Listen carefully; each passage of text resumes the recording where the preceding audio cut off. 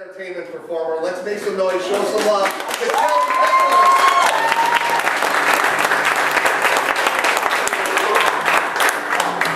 So, one rule, I'm not allowed to touch the logo. But you didn't say anything about the swords in the hallway. That's up for grabs. All right. All right. I was going to be a smart aleck and come out and act like I was going to touch it with my luck. I would trip and fall, and then I'll be banned from sitting. All of a sudden, my music is never played ever again here. Well, first of all, I really miss it. I love being on the show, and I really had a great time. And, you know, I've never ballroom danced before, ever. So, not a lot of ballroom dancing in Albemarle, North Carolina. So, not a lot of anything there. But, I do miss it. I have not had the opportunity to dance since the show. My husband did surprise me with one dance class together.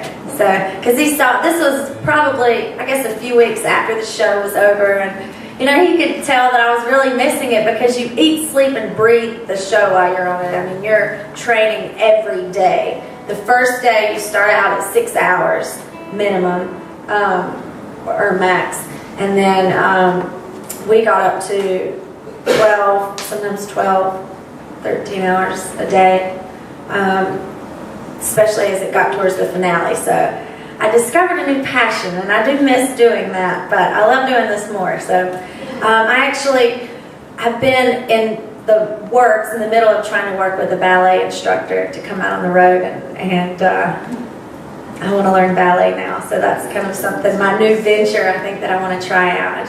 I love it. So hopefully I'll be able to dance down the road. Where did you put your trophy? Actually, the Country Music Hall of Fame called right after the show was over and asked if they could display the trophy in the Hall of Fame. I'm like, of course. I was like, you have it.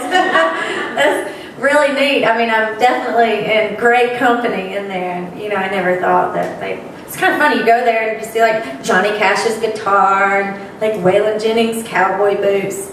Dolly Parton, the lyrics to Jolene, handwritten by Miss Parton herself, and then my ball. Just kind of random. But it's good. So, yeah, they took that and the costume that I was wearing when we won, so it's on display there. So that's where it's at for now. Freestyle, of course, because that was the first time we had the freedom to do whatever we wanted to do. There were no rules to break, so that was fun. I love the tango. The Argentine tango.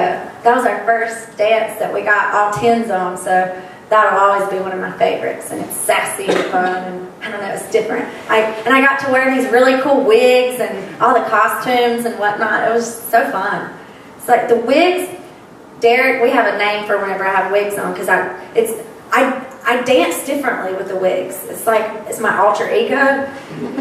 And the weaves, I don't know what it is about a weave, but we call my alter ego was Weavola. Weavola. But yeah, so I miss all the weaves and the costumes and stuff. It was fun. Yeah, freestyle, tango, and I loved our jazz dance. Was fun. It was different with the glow sticks. Yes, ma'am. The band coming together. Well, actually, Greg has been with me since my very first show. I think our very first gig was The Tonight Show with Lena, right after Idol. So he's been working with me since my very first show, and my bass player, Jay Gorman, he's been working with me since my very first show. And these guys, well, he's the newest. We're still breaking him in. Colin, bless his heart. Dave's been with me for a good while now, and you know, it's just, I mean, we see each other more than we do our own family, so we kind of build another family, a road family, we call it road family, so roadkill sometimes, but yeah, it's just, you know, I'm the only girl out there, so, you know, I gotta sometimes, exactly, let them know whose boss is. Right? Yeah. Yes. Yes. I'm not going to hit you in front of people. No, but you know, we do. We kind of form our own little road family, and and it's great. I never had a big brother growing up, so I'm the oldest that I know of. I mean, Lord knows, there's no telling how many of us are out there. Y'all think I'm joking? I wasn't. I was being serious. But yeah, so as far as I know, I'm the oldest. I do have a younger brother, so I always wanted an older brother. Now I got a whole bus full of them, so that's good. Hi, Betty. Who's your favorite singer? My favorite singer? I'm a big fan of traditional country music because that's just what my grandparents had such a big part in raising me, so I just grew up on the classics, I guess. Tammy Wynette is one of my favorites. Dolly, of course. I love Loretta. I love Kitty Wells. I love, those are probably the women of country music. Patsy, of course, that I've just admired and just grew up listening to. So I guess they're the reasons why I first fell in love with country music. But I love the females in it today. I love Miranda Lambert's stuff. I love the Pistol Annie's work and stuff like that. So I love a little bit of everything. Yes, ma'am. What's your favorite song of your own that means the most to you? My favorite song of my own that I've recorded and released. Someone Somewhere Tonight is one of my top picks. There's a song on the last album called The Letter to Daddy. It was very personal. There's a lot of healing in writing that song, and it just means a lot to me to finally be in that place in my life where I can write that, There's a song on the new album that's called The Woman I Am, and my husband and I wrote that song, and I'm really excited about, y'all hearing that one. And they actually haven't even heard it. So we're almost finished with the new music. So I definitely have new favorites now, Yeah, baby. After the show, about how long did it take for you to be approached by people for making records, or did you approach different record companies? I think I was the first one from my season. I placed 6th, I believe. And I was the first one from my season to sign a record deal and release an album. So as soon as the show was over, I flew to Nashville and signed my record deal, and I started recording right immediately. So during the Idol tour, we had a little over 60 shows in less than 90 days. It was ridiculous. And they definitely work us, but it really helps prepare us. It's kind of like musical boot camp. It really does help prepare you for the industry in a sense, especially with the touring side of things, because none of us toured before. None of us, had record deals, and we were all getting in line for American Idol, hoping that it would lead us to, lead me to Nashville. So I started recording. We would do our concerts, and then 11, 12 o'clock at night, I would get in the car, drive to the studio closest to us. My producer would fly out, and we would record till crack of dawn, and then do it all over again until it's done. So I was the first one to release my record from that season. But yeah, I think you just have to make your mind up. Is this what you want to do? And you got to do it. You got to make it happen. And you have to be willing to make sacrifices. There's a lot of sacrifices that you make. You miss. I think the thing that I personally would say was the hardest as far as the sacrifices go is just missing out on certain things. Like I had a show. I think it was we were out on the road with Brad Paisley. We were talking about him earlier. And, I'm